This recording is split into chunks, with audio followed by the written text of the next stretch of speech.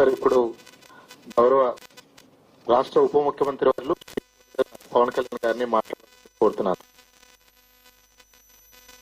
గిరి ప్రదక్షిణ మార్గం ప్రారంభోత్సవ సందర్భంలో రాష్ట్ర గౌరవ ముఖ్యమంత్రి శ్రీ నారా చంద్రబాబు నాయుడు గారికి నా హృదయపూర్వక నమస్కారాలు.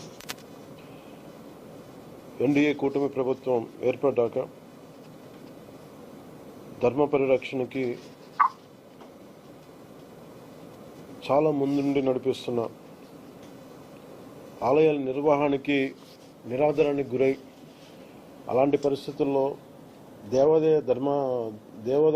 ధర్మాదాయ శాఖ మంత్రివర్యులు బాధ్యత తీసుకున్న తర్వాత ఆనం రామనారాయణ రెడ్డి గారికి వారు చేసిన అభివృద్ధి కానీ వారు మంజూరు చేసే ఈ టెంపుల్ అభివృద్ధి పథకాలు కానీ ఇవన్నీ చాలా చాలా ఒక అనుభూతిని ఆనందాన్ని కలిగించినాయి. అలాగే ఈ ఉత్సవంలో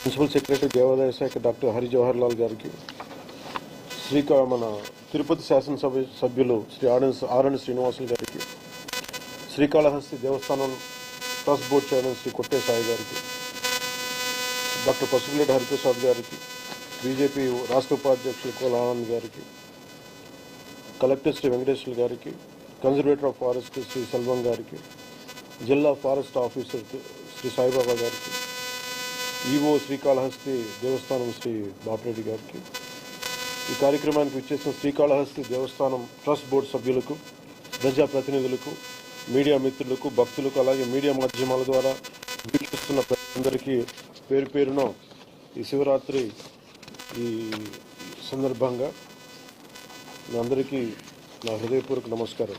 ఇంకో 2 రోజులు సమయం ఉన్నప్పటికీ మనకి ఈ ప్రారంభోత్సవం ద్వారా శివరాత్రి ఒక 2 రోజులు ముందుగానే వచ్చిందనే భావన కలుగుతూ ఉంది.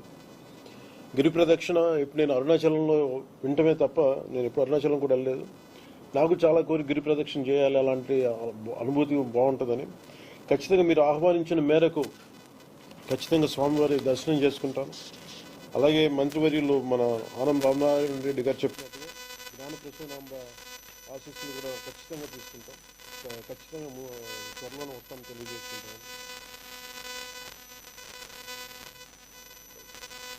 ప్రత్యేకించి ఆలయాలు మన సివిలైజేషన్, మన నాగరికతకి చిహ్నాలు. అక్కడే మన కళలు ఉన్నాయి, అక్కడే మన మొత్తం మన వారసత్వం, మన నాగరికత, మన కళా సంపద కానీ మొత్తం ఆలయాల చుట్టూ తిరిగింది ధర్మ పరిరక్షణ. కానీ అలాంటిది గత ప్రభుత్వం చాలా నిర్లక్ష్యం చేయబడింది. దానిని కరెక్ట్ చేసుకుంటూ, దాన్ని సరి చేసుకుంటూ ఈరోజు రామనారాయణ రెడ్డి గారు బాధ్యత స్వీకరించిన తర్వాత సర్వేగంతో అన్నీ ముందుకెళ్తా ఉన్నాయి. అలాగే పాలక మండళ్ళు 1500 పైచులకు పాలక మండళ్ళు ఉంటే దాదాపు 1100 మంది చేసే, ఇంకా కొన్ని కోట్లోనూ కొన్ని ఇంకా వేయాల్సినవి ఉన్నాయి అనే దాంట్లో ముఖ్యంగా ఈ మధ్య మీరు చూస్తారు తిరుమలలో ఎలాంటి జరిగిన అపచారాలు అంతకుముందు గత ప్రభుత్వంలో హయాంలో ఎన్ని రకాల సంఘటనలు జరిగినాయి అనేది. అంటే పాలక మండలి కనుక నిజంగా వారి విధులు కనుక నిర్వహించుంటే ఈ తప్పులు జరుగుండేవి కామేమో నాకు అనిపిస్తాయి. సో భవిష్యత్తులో వాళ్ళు చేసిన ఆ తప్పిదాలు కానీ ఆ అపచారాలు కానీ మనం చేయకుండా ఉండాలి. మనకి ఆ సర్వేశ్వరుడి ఆశీస్సులు మనకు బలంగా ఉండాలంటే మనం పాలిటిక్స్ అసైడ్, లేదంటే ఎటువంటి విషయాలకి తావి ఇవ్వకుండా నిజంగా మనం ఆ పరమేశ్వరుడు మనం రక్షిస్తాడు కాబట్టి ఆయన కృతజ్ఞతాపూర్వకంగా మనం అపచారాలు జరగకుండా చూసుకోవాలి. పాలక మండలి బాధ్యతను మనస్ఫూర్తిగా మీ అందరికీ ఒక విన్నపంతో తెలియజేసుకుంటున్నాను. అలాగే 22 కిలోమీటర్ల ఈ గిరి ప్రదక్షిణ మార్గాన్ని దాదాపు 10 కోట్ల రూపాయలు వెచ్చించి ఈ రోజున ముందు పెట్టింది కాకుండా 10 కోట్ల అదనంగా ముఖ్యమంత్రి గారి ఆధ్వర్యంలో జరుగుతూ ఉంది. అలాగే దీన్ని మొత్తం 2 వైపు భవిష్యత్తులో బాగా చక్కగా మన పచ్చదనం ఉండేలాగా మొక్కలు నాటే కార్యక్రమాన్ని కూడా శివరాత్రి బ్రహ్మోత్సవాల అనంతరం శ్రీకారం చుట్టుపోతున్నాం. శ్రీకాళహస్తి గిరి ప్రదక్షిణ ద్వారా ప్రతి భక్తురాలికి కైలాసగిరి ప్రదక్షిణ చేసిన పుణ్యఫలం దక్కాలని మనస్ఫూర్తిగా ఈ సందర్భంగా నేను కోరుకుంటున్నాను.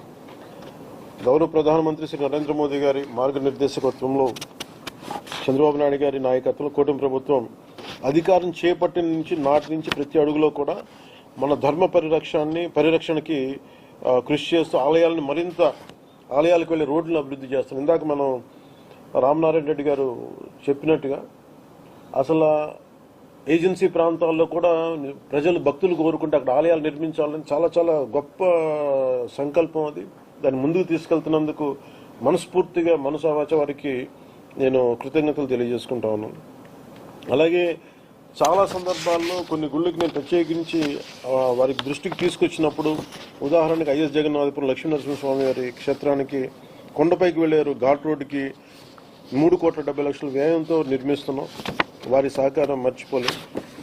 అలాగే కోటప్పకొండ పరిసరాల్లో కూడా రోడ్ల నిర్మాణం చేపడితే కోటప్పకొండ నుంచి కొత్తపాలెం గ్రామం వైపు వెళ్లే రోడ్డుని సుమారు 4 కోట్లతోటి నిర్మించి ప్రజలకి అందుబాటులో తీసుకొస్తా ఉన్నాం. అలాగే వాడపల్లి 7 వారాల శ్రీ వెంకటేశ్వర స్వామి ఆలయానికి వచ్చే భక్తుల సౌకర్యార్థం గోదావరి కరకట్ట వెంబడే రోడ్డు నిర్మాణానికి 6 కోట్లు శాసకీయ నిధుల్ని మంజూరు చేశాం. ఉపాధి హామీ పథకం, పంచాయతీరాజ్ శాసకీయ నిధులతో 40 కోట్ల పైగా వెచ్చించి సుమారు 22 ప్రధాన దేవాలయాలకి రోడ్లు వసతి కల్పిస్తున్నాం. మరెండో చిన్న ఆలయాలకు కూడా రవాణా సౌకర్యాన్ని కూడా అభివృద్ధి చేస్తున్నాం. నూతన శ్రీకాళహస్తి ట్రస్ట్ బోర్డు ఆధ్వర్యంలో అరుణాచలం మాదిరిగా ప్రతి పౌర్ణమికి ప్రత్యేకంగా శ్రీకాళహస్తి కైలాసగిరి ప్రదక్షిణ నిర్వహించాలని దాని ముందుకు తీసుకెళ్తే భక్తులకి చాలా వారికి ఆధ్యాత్మిక అనుభూతి కలుగుతుందని మనస్ఫూర్తిగా తెలియజేసుకుంటూ కూటమి ప్రభుత్వం నుండి మన ఆలయాల అభివృద్ధికి, సంస్కృతి సాంప్రదాయాల పరిరక్షణ కట్టుబడి ఉంటుందని మనస్ఫూర్తిగా తెలియజేసుకుంటూ ఓం నమః శివాయ. Thank you sir. సార్ చిన్న విన్నపం సార్, ధర్మకర్తల మండలి సభ్యులందరూ ఇక్కడ ఉన్నారు, వాళ్ళు ఒకసారి నమస్కారం చేస్తారు సార్. వాళ్ళు దేవ అంటే జస్ట్ అక్కడే 17 మంది వచ్చారు sir. Just want to greet you sir.